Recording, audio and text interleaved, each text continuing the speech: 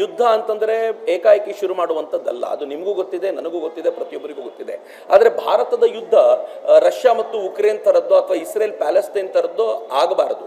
ಅದು ನಡೆದರೆ ಕೆಲವು ದಿನಗಳಲ್ಲಿ ಮುಗಿಬೇಕು. ಪಾಕಿಸ್ತಾನಕ್ಕೆ ಸರಿಯಾಗಿ ಹರ್ಟ್ ಆಗಬೇಕು ಅಂತಂದರೆ ಅದಕ್ಕೆ ಬೇಕಾಗಿರುವ ಸಮರ್ಥ ತಯಾರಿ ಆಗಬೇಕು. ಹಾಗಂತ ಭಾರತ ವೀಕ್ ಆಗಿಯೂ ಇರಬಾರ್ದು. ಭಾರತ ರಾಜತಾಂತ್ರಿಕವಾದ ನಡೆಗಳನ್ನು ಇಟ್ಟಿದೆ. ಅದಾಗಲೇ 15ಕ್ಕೂ ಹೆಚ್ಚು ರಾಷ್ಟ್ರಗಳು ಭಾರತದ ಪರವಾಗಿ ನಿಂತಾಗಿದೆ. ಐ ವಂಡರ್, ಈ ದೇಶದ ಪ್ರಧಾನಮಂತ್ರಿ ಹೇಗೆ ಅದನ್ನು ಮಾಡಿದ್ರು. ಹೆಚ್ಚು ಮುಸಲ್ಮಾನ್ ರಾಷ್ಟ್ರಗಳು ಪಾಕಿಸ್ತಾನದ ಪರವಾಗಿ ಇಲ್ಲದೆ ಭಾರತದ ಪರವಾಗಿ ನಿಂತಿರೋದು ಕೂಡ ಅಚ್ಚರಿಯ ಮತ್ತು ವಿಶೇಷವಾಗಿರುವಂತಹ ಸಂಗತಿ.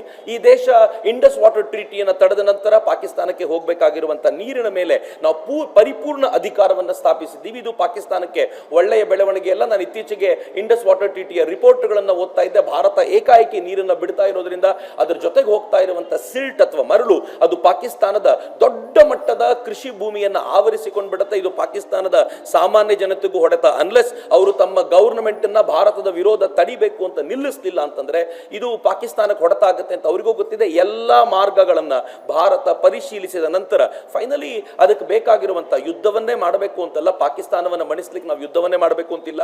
ನಮಗೆ ಬಲೂಚಿಸ್ತಾನದ ಅಲ್ಲಿರುವಂತಹ ಲಿಬರೇಷನ್ ಆರ್ಮಿಯನ್ನು ಬಳಸ್ಕೊಳ್ಳೋದು ಹೇಗೆ ಅಂತ ಗೊತ್ತಿದೆ. ನಮಗೆ POK ಬಳಸ್ಕೊಳ್ಳೋದು ಹೇಗೆ ಅಂತ ಗೊತ್ತಿದೆ. ನಮಗೆ ಸಿಂಧ್ ಅಲ್ಲಿರುವಂತಹ ಆರ್ಮಿಯನ್ನು ಬಳಸ್ಕೊಳ್ಳೋದು ಹೇಗೆ ಅಂತ ಗೊತ್ತಿದೆ. ಎಲ್ಲವನ್ನು ಬಳಸಿಕೊಂಡು ಒಳಗಿಂದ ಪಾಕಿಸ್ತಾನವನ್ನ ನಾವು ಇಂಪ್ಲೋಡ್ ಮಾಡಿಸ್ಲಿಕ್ಕೂ ಸಾಧ್ಯ ಇದೆ. ಐ ಥಿಂಕ್ ಈ ದೇಶದ ಪ್ರಧಾನಿ ಇದಕ್ಕೆ ಸಮರ್ಥರಾಗಿದ್ದಾರೆ. ಈ ದೇಶಕ್ಕೆ ಸರ್ಜಿಕಲ್ ಸ್ಟ್ರೈಕ್ ಅಂತ ಗೊತ್ತಿಲ್ಲದೆ ಹೋದಾಗ ಈ ದೇಶದ ಪ್ರಧಾನಿ ಸರ್ಜಿಕಲ್ ಸ್ಟ್ರೈಕ್ ಮಾಡಿದ್ರು. ಏರ್ ಸ್ಟ್ರೈಕ್ ನ ಪರಿಕಲ್ಪನೆಯೂ ಇಲ್ಲದೆ ಹೋದಾಗ, ನಾವು ವಿಮಾನವನ್ನು ತೆಗೆದುಕೊಂಡು ಪಾಕಿಸ್ತಾನದ ಏರ್ ಸ್ಪೇಸ್ ಅನ್ನು ಬ್ರೇಕ್ ಮಾಡಿ ಹೋಗಬಹುದು ಅನ್ನೋ ಪರಿಕಲ್ಪನೆ ಇಲ್ಲದೆ ಹೋದಾಗ ನಾವು ನುಗ್ಗಿದ್ದೀವಿ. ಇದನ್ನೆಲ್ಲ ನೋಡುವಾಗ ನನ್ಗನ್ಸುತ್ತೆ Bharat will definitely retaliate in a great manner. We will retaliate ಅಂತ.